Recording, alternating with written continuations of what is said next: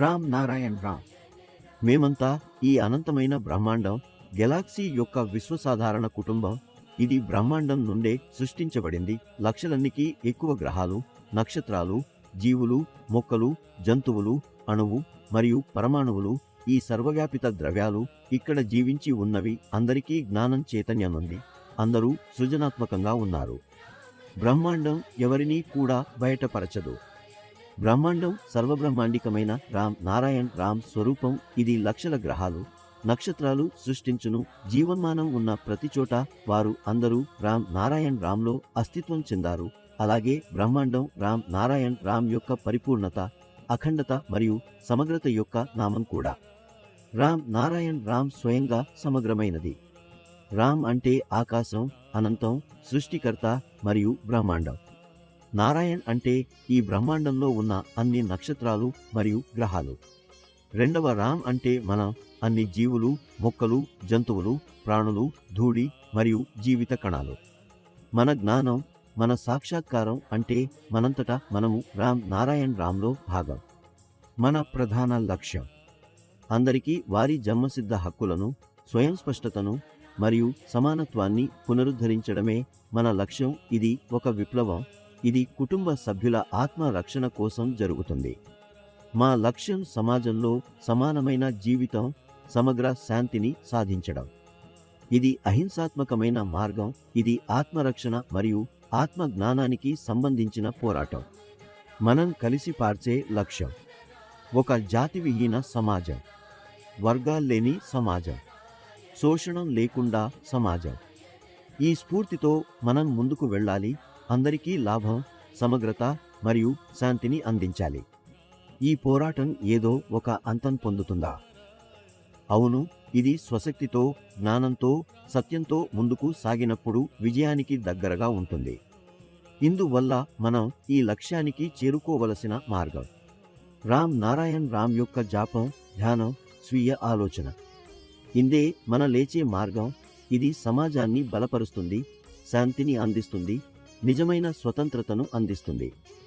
ఇది మీ కోసం, మన కోసం, మన సమాజం కోసం ఒక కొత్త మార్గం సిద్ధించాలి. మన శరీరం ఒక క్లిష్టమైన యంత్రం. ఇది సమన్వితమైన ఒకకైక వ్యవస్థగా పనిచేస్తుంది. అన్ని అవయవాలు పరస్పర అనుసంధానంగా ఉంటాయి మరియు జీవక్రియ వ్యవస్థగా పనిచేస్తాయి. ఇది చురుకుగా ఉంటుంది, సృజనాత్మకంగా ఉంటుంది, ప్రేమ, ఆప్యాయత మరియు అనుబంధాల బంధాలతో నిండిపోయి ఉంటుంది. ఇవన్నీ మనల్ని ఒక ఐక్య కుటుంబంగా మార్చుతాయి. ప్రతి అవయవం ఒక జట్టుగా పనిచేస్తుంది. ఎటువంటి అవయవాన్ని తక్కువ చేయకుండా ప్రతి జీవి, మొక్కలు మరియు పురుగులు జీవంతో, జ్ఞానం, చైతన్యంతో నిండిపోయి ఉంటాయి.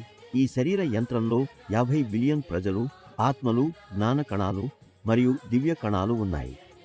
ఇప్పటి ప్రపంచంలో మరియు మొత్తం బ్రహ్మాండంలో ఎన్నో ఆత్మలను జీవనానికి అవసరమైన ప్రాథమిక అవసరాలు దక్కడం లేదు. ఫలితంగా ప్రజలు అన్యాయం చేస్తారు, తప్పులు చేస్తారు, నేరాలు చేస్తారు మరియు వివిధ రకాల దుర్మార్గాలలో చిక్కుకుంటారు. వారి అసహనం వారి హృదయం మరియు జ్ఞానానికి లోతైన ఆకలితో ఉద్భవిస్తుంది. ఎలా ఒక ఆకలిగొన్న మనిషి గందరగోళంలో అరుస్తాడో, అలాగే మన అంతర్గత అనేక చేతనాలు మన చర్యలపై ప్రభావం చూపుతాయి. ఈ విధంగా మనం ఒక దిశలేని పరిస్థితిలో ఉంటాము. అందులో నుండి బయట పడటానికి అవసరమైనది జపం, ధ్యానం, ఆధ్యాత్మిక సాధనలు, స్వీయ చైతన్యంతో మనల్ని కలిపే ఇతర మార్గాలు. అప్పుడే ప్రపంచం, ప్రకృతి, సమాజం మరియు శరీరంలో సమానత్వం వస్తుంది. రామ్ నారాయణ్ రామ్ మన ప్రకృతి యొక్క సత్యం మరియు సిద్ధాంతాలను ఒక దారంతో కుట్టుకుంటూ ముందుకు వెళ్తోంది. మన అందరి బాధ్యత ఈ రథాన్ని పట్టుకోవడం, మన మనసు శక్తితో దీనిని ముందుకు నడిపించడం. అప్పుడు మాత్రమే మనందరిపై ఆశీర్వాదం, ఐశ్వర్యం, పరమశాంతి వర్షం కురుస్తుంది.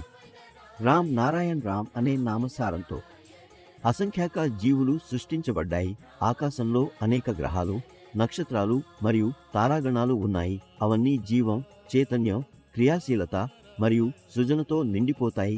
అవి దాహం, ఆకలి, దుఃఖం, బాధ మరియు సమస్యలను అనుభవిస్తాయి.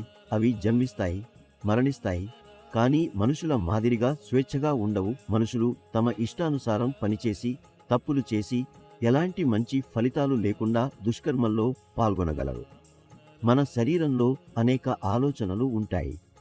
వాటి మధ్య మన వివేకం జోక్యం చేసుకుని మనకు మార్గనిర్దేశనం చేస్తుంది మరియు మన తప్పుల వైపు సూచిస్తుంది. అయితే కొన్నిసార్లు మనం వినిపించుకుంటాము, కొన్నిసార్లు వినిపించుకోము. ఈ కారణంగా తప్పు పనులు మరియు అప్రమత్తతలు జరుగుతాయి. మన నిర్ణయాలను మనమే తీసుకుంటాము, వాటిని మన మస్తిష్కానికి చేరుస్తాము, ఆపై మన మెదడు మన ఆదేశాలను చర్యలుగా మార్చుతుంది. ఈ చర్యల ఫలితంగా కొన్నిసార్లు మనం పశ్చాత్తాపం చెందుతాము. మానవులు సృష్టించిన మరియు సమాజంపై రుద్దబడిన వివిధ ధర్మ సందేశాలు తప్పుడు మరియు విభజనాత్మకమైనవి. నిజమైన ధర్మం మన వివేకం మార్గదర్శనంతో కూడిన చర్యలలో ఉంది. మనకు చేయాలనే కోరిక లేని పక్షంలో మన చేతులు పనిచేయవు, మన కోరికలు రేకెత్తవు, సృజన సంభవించదు. మన మస్తిష్కానికి ఆదేశాలు ఇస్తాము, మరి అది మన పేరుతో పనిచేస్తుంది. మన శరీరంలో ఆలోచనలు చేస్తూ వివేకం జోక్యం చేసుకుని మనను సరైన మార్గంలో నడిపిస్తుంది. ఈ వివేకం మనలో పుట్టుకతోనే ఉంటుంది మరియు అది మన సహాయకునిగా ఉంటుంది. ఇది మరెవరో కాదు, రామ్ నారాయణ్ రామ్ మరియు స్వయంగా బ్రహ్మాండం. ఇది ఒక సత్యం. ఇది పూర్తిగా అర్థం చేసుకోవడంలో మనం విఫలమవుతున్నాము. మనందరము ప్రయత్నించాలి. సంపూర్ణ ప్రపంచం, ఒకే దేశం, ఒకే విధానం, ఒకే భాష, ఒకే ఐక్య కుటుంబంగా ఉండేలా, ఎవరిపైనా తగాదాలు లేకుండా, వ్యక్తిగత స్వామ్యాలు లేకుండా, ఒక రాజు పాలనలో ప్రతి ఒక్కరూ రాజులుగా ఉంటారు, అక్కడ ప్రజలు ఉండరు. ఈ విధంగా మనం అందరం కూలీలం. కార్యం మన నిజమైన ధర్మం. మనం మన స్వంత నిర్ణయాలు తీసుకుంటాము, తరువాత మన మనసుకు ఆ నిర్ణయాన్ని వివరించుతాము. మన మనస్సు మన ఆదేశాలను చర్యలుగా మార్చుతుంది. అవి కొన్నిసార్లు పశ్చాత్తాపానికి దారితీస్తాయి.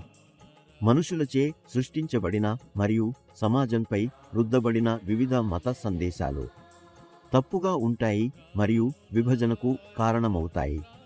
నిజమైన ధర్మం మన వివేకం ఆధారంగా మార్గదర్శకమైన చర్యలలో ఉంది. మనకు కోరిక లేకుంటే మన చేతులు కదలవు, కోరికలు పుట్టవు, సృష్టి జరగదు. మన మనసుకు ఆదేశాలు ఇస్తాము, మరి అది మన పేరుతో పనిచేస్తుంది. మనం అందరం ధర్మంతో పుట్టుతాము. మన శరీరం, మనస్సు మరియు ఆత్మ బ్రహ్మాండం మరియు ప్రకృతి ధర్మం వల్ల రూపొందించబడతాయి. మన జీవితం అనేది జోడించడం, తీసివేయడం, గుణించడం మరియు పంచడం. అదే విధంగా ధర్మాన్ని కూడా ఆచరించాలి. మంచిని జోడించండి, చెడును తగ్గించండి, మంచిని గుణించండి, అందరితో పంచుకోండి. ఈ ప్రపంచంలో మనుషులచే సృష్టించబడిన వివిధ మతాలు, సంవిధానాలు, వ్యక్తిగత స్వామ్యాలు, రాజకీయ పార్టీలు మరియు విద్య ఆత్మార్థంతో నిండిపోయి మానవ సమాజానికి శత్రువులను సృష్టిస్తాయి. వాటితో వ్యక్తిగత స్వామ్యం పుట్టుకొచ్చింది. ఇది మన సమాజం నుండి తొలగించబడాలి.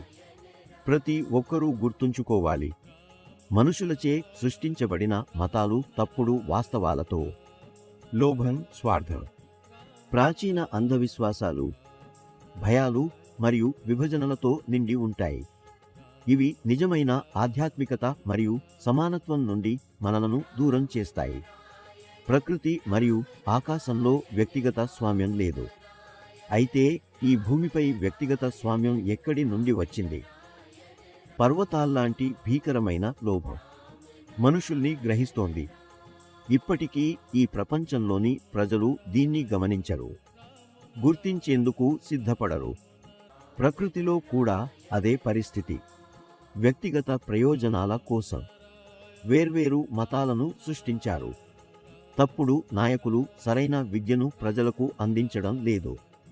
ప్రజలు తమ చేతన శక్తి మాటను వినడం ఆపేశారు.